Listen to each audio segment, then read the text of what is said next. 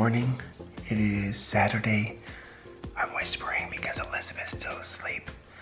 So even when I'm sick or I've gone to sleep late, I have lost all ability to sleep in. I don't know if it's because I'm getting older or if I just get excited because the sun is coming up or what, but it's super early. It's like, I don't even know, 6:37, something like that.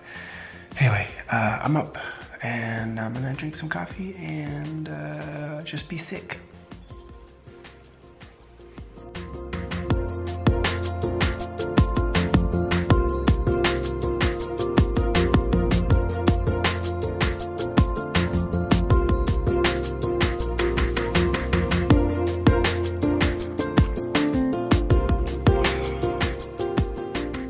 GoPro, iPhone front camera, G7X. So let's do some vlog talk. I'm sick, so I got nothing but time on my hands. So I wanted to just kind of explain one of the struggles I've had whilst vlogging, and that's now that I have almost too much gear, I'm trying to figure out which camera to use at one time. And so I'm gonna do a little experiment right here where I'm going to go between 3 different cameras so that you can see the different quality. Maybe it gives me some feedback below in the comment section, or if you're on Facebook, comment down below on kind of which view you prefer. So this is right here, the G7X, which is my Canon that I use. I was using that full time. Pretty much the only time I was vlogging, I used this camera. But then I upgraded to this camera, which is using the iPhone 7 Plus on the gimbal. The problem is, when I'm doing this kind of video, I'm using the front camera, which is that camera right there. And so the quality is not 4K on the front camera, but this is stabilized when I walk around, which is why I tend to use this camera all the time. And then when I'm going incognito, I use this camera right here, which is my GoPro Session. So it's a smaller camera. I'm not sure if the quality is as good, but it's small, which means I'm not quite as uncomfortable walking around on it like that. All right, so this first experiment I'm gonna do, I'm just gonna focus on something on a table, and then I'm gonna pan up to where there's a lot of backlight to see the stability of using the panning motion on a handheld versus the gimbal, and to see how going from close up to something that's got backlight, the adjustment in light. So experiment number 1.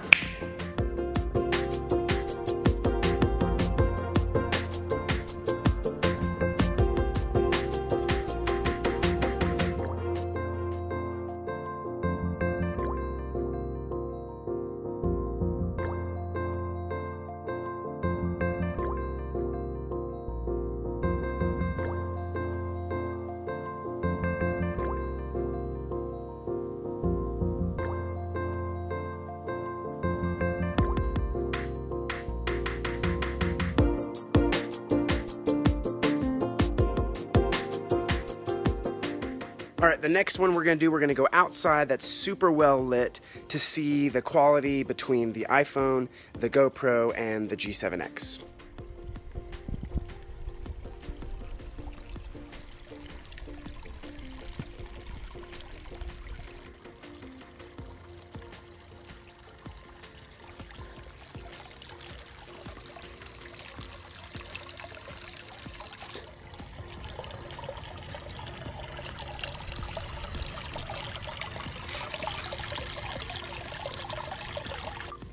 All right, next test we're gonna do is action. So not just walking, but moving very quick. So I'm going to run and try to talk to you guys. So iPhone 7 front-facing camera on the DJI Mobile. All right, so we are doing a run test to see the stability. All right, next up, G7X. All right, so running with this one, we'll see how stable this can be. Whew. I'm sick. Next up is the GoPro Session. All right. I think this one has an internal stabilizer, so we'll see how it works. Walking test. This is when I'm vlogging and I'm talking to the camera. So this is the G7X. All right, so this is the one that's, I think, most important to me because when I'm walking, this is where I do a lot of the vlogging, is talking right here. So talking on the G7X, I think, is really good quality, except you get a little bit of the shakiness. We have the GoPro Session, Now, I like to use the GoPro Session because it's small, it's inconspicuous, and I can throw it in my pocket so I don't have to have this huge backpack full of stuff. Problem is, I can't see anything that I'm filming. This is the iPhone 7 front-facing camera on my gimbal using the face tracking technology. Now, I really like this one because I don't have to worry about moving the camera to keep my face in the focus, because right now the camera focus is there. I can see what it is, but I do have a downgrade in video quality because I'm using the front camera. Same test, except not using the face tracking. So this is the same test, except I'm not using the face tracking technology, so I have to make sure that I use the hand movement to keep this in center focus. All right, finally, this is the back camera, which is the best camera, I think, because I'm shooting in 4K. Problem is, when I turn it around, I can't see what I'm shooting. So I can walk with this like this, except I just have to guess as to where I am in the frame. So I'll be interested to see what the 5 different views look like. All right, the last test I'm gonna do is a time lapse. Now, the best thing about the iPhone 7 using the 4K on the DJI gimbal is that I can do motion on my time lapse. So I'm gonna do a time lapse between the iPhone 7 on the DJI. I'm gonna do my G7X, and I'm gonna do my GoPro.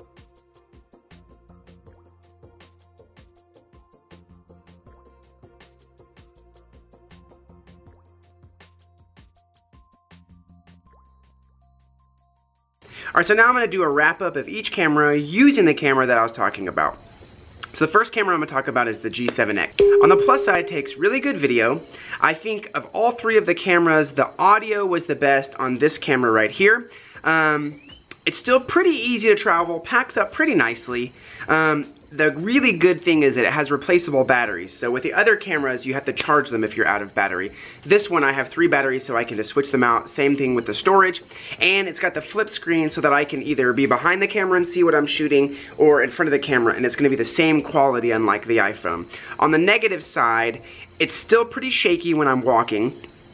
The focus shifts sometimes between the background and the foreground. And I think that's because sometimes when I have thick glasses, it kind of loses the face recognition, so I have to like take my glasses off, have it see me, put them back on. So that's a little frustrating. To me, I can hear the sound of the autofocus. So let's try, if I scoot back.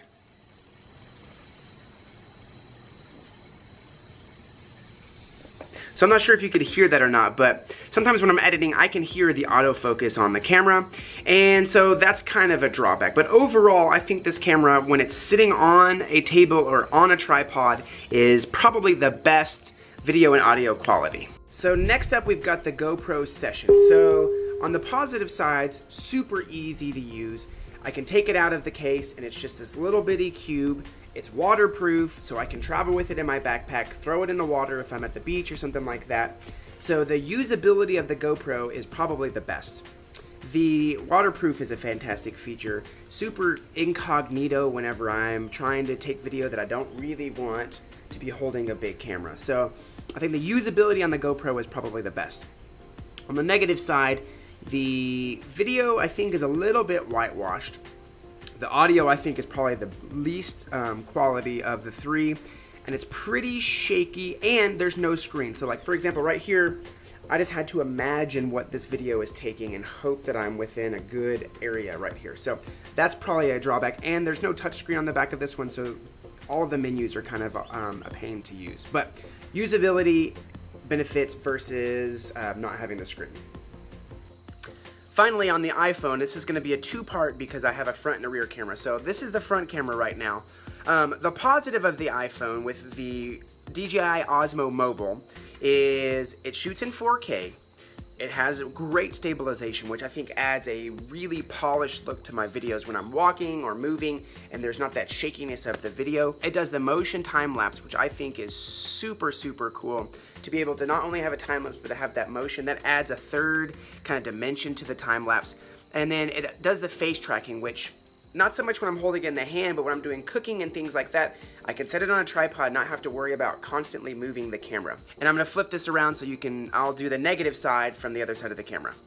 So on the negative side, just like the GoPro, when I'm using the back camera to talk, I have to just kind of guess where I am in the camera. Now, when I'm using it where I'm looking at the screen, filming something away from me, that is probably the best camera right here, because the stabilization, the 4K, and the crisp color that this iPhone gives. So I don't think the audio is very good on the iPhone. I think the G7X is better. You lose quality when you flip the camera around. The iPhone, even though it's getting better, is still not really great in low light. And then the iPhone's great to shoot with, but when I'm using the iPhone with the Osmo Mobile, that's pretty bulky, that's pretty big, that's pretty apparent that I am filming in public. And then it needs the tripod if I'm doing that motion time-lapse on the Osmo. Now, if I'm just using the iPhone with just a simple handheld, you know, kind of like this, then I would say the iPhone is fantastic. The Osmo adds quality, but takes away usability. So that's something that you have to kind of balance out. Well, that was my overview of the 3 cameras that I use. Hopefully you guys find that helpful. If you guys have any questions, please feel free to post those down below if you're on YouTube, or if you're on Facebook, post those in the comments. I'd love your feedback. If you have any other questions, let me know.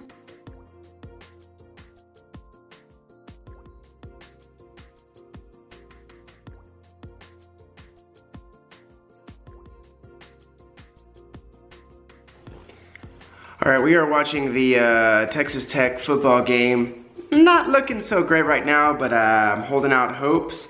But on that note, thanks for tuning in. See you tomorrow.